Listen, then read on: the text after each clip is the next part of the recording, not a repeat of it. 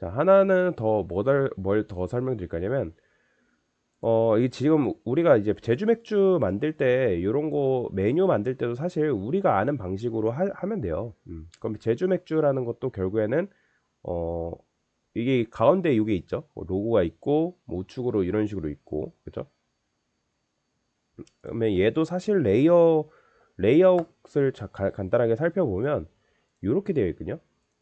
제가 이제 예전에 봤던 거는 얘가 이렇게 되어 있어요. 그러니까 이렇게 크게 있는데 지금 메뉴가 여기도 있고 뭐 요건 메뉴라 할 수는 없겠지만 어쨌든 이렇게 위치해 있단 말이에요. 그러면 딱 컨트롤 시프트 C 눌러보면 세 개로 나눠놨어요. 여기도 하나, 둘, 세 개.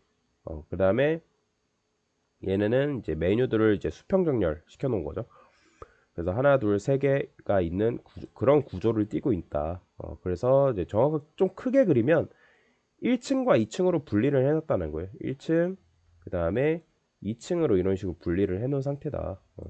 그래서 이제 요거를 하나, 그 다음에 둘, 그 다음에 세 개로 이렇게 나눠놨어요. 그 다음에 중간에 이제 이 로고가 이렇게 박혀 있는 상황이고, 그 다음에 여기에 이제 메뉴가 수평정렬로 이런 식으로 있는 상황이다. 이렇게 보시면 됩니다. 여튼 간에 이런 구조를 띠고 있는데 사실 뭐 우리가 배웠던 그 구조에서는 크게 달라지지는 않아요. 자, 그래서 PC 탑바를 한번 그냥 간단하게 뭐 HTML만 작성을 해본다면 제가 저번에 div 한 다음에 컨테이너 이거는 테일인드 방식으로 있는 컨테이너라고 말씀을 드렸죠, 여러분들. 그죠? 컨테이너 맞나? 그죠? 이거는 PC 탑바가 아니라 테일인드 방식으로 있는 컨테이너예요. 컨테이너. 여기다가 로렘 칠해볼게요. 그래서 이제 반응형 할 때는 참고로 여러분들 컴미니드 안 씁니다. 컴미니드 안 써요. 왜인지 아시죠?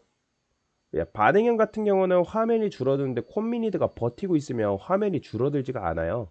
그래서 반응형 할 때는 컴미니드 절대 안 씁니다.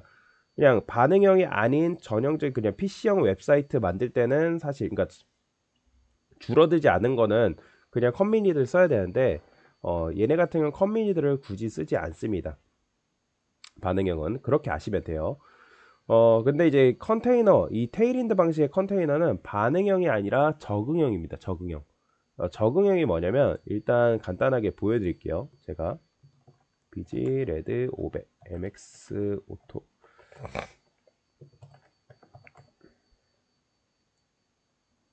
그러면 얘네가 이런 식으로 되겠죠? 그러면 얘가 이렇게 반응이 이게 지금 반응하고 있을까요? 반응하고 있지 않아요. 자, 보세요.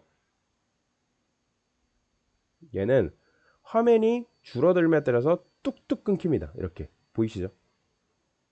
이렇게. 그러니까 어느 순간 화면이 줄어들게 되면 팍팍 줄어들어요. 이게 왜 그런지 아세요?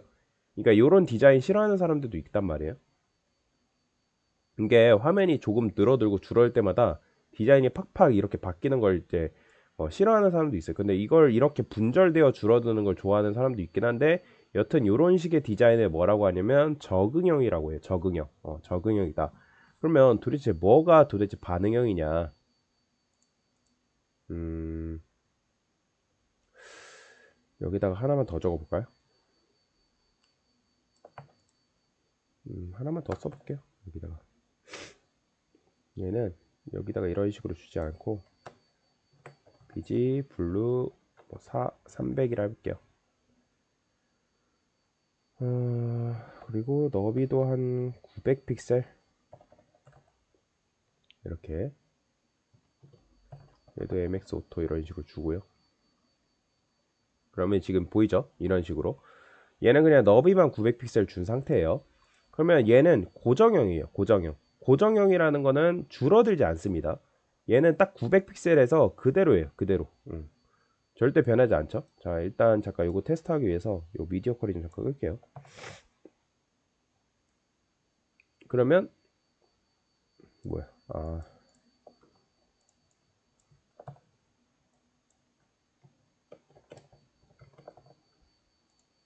그러면 얘가 이제 보이죠? 얘는 변하지 않습니다. 고정형이라. 고정형은 절대 줄지 않습니다. 그런데 어쨌든 900 픽셀 안에서 고정이기 때문에 얘가 뭐 화면이 줄어들던 뭐 늘어나던 크게 상관이 없어요. 근데 여기다가 맥스 위드라는 걸 줄 수가 있거든요. 맥스 위드. 그러니까 맥스 위드라는 건 뭐냐면 여전히 그러니까 유연한 성질을 가지고 있는 건 다만 뭐다? 뭐 900픽셀만 넘지 말라. 여기다가 1200이라 할까요? 1200? 근데 이렇게 나오네요. 이게 지금 테일윈드 문법으로 맥스 위드가 뭔지만 볼게요. 맥스 위드. 아, 이렇게 쓰는구나. 맥스 해가지고. 그러면 맥스 이런 식으로 맥스 이렇게. 자, 그러면 이렇게 맞나? 맥스 W. 그럼 이런 식으로 이제 쓴단 말이죠. 이렇게. 그리고 얘가 반응형이 이 녀석은. 그러니까 맥스 위드는 어쨌든 여전히 유연한 성질을 가지고 있는데 다만 뭐다?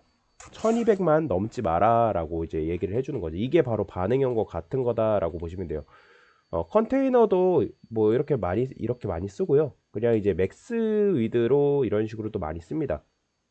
그래서 맥스 위드로 준 컨테이너를 반응형 컨테이너라고 보통 그러니까 얘기를 해요. 그래서 반응형은 내가 만약에 반응형으로 한다 하면 맥스 위드 쓴다라고 생각하시면 돼요. 그냥 위드는 고정입니다. 고정. 고정이에요.